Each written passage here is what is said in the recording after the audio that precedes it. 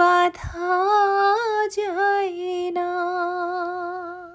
হাজার বছর পাশে থাকলেও কেউ কেউ আপন হয় না। ভালোবাসলেও সবার সাথে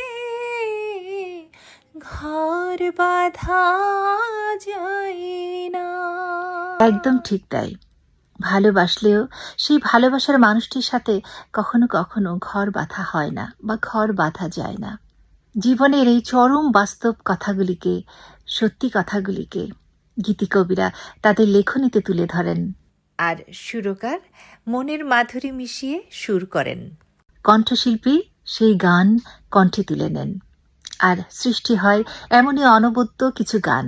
এই 4টি অক্ষরের মায়াবী মধুর একটি শব্দ ভালোবাসা। আর এই ভালোবাসা জীবনে বেঁচে থাকার জন্য অনেক বেশি জরুরি। আর এই ভালোবাসা থাকলেই অনেক কিছু জয় করা সম্ভব।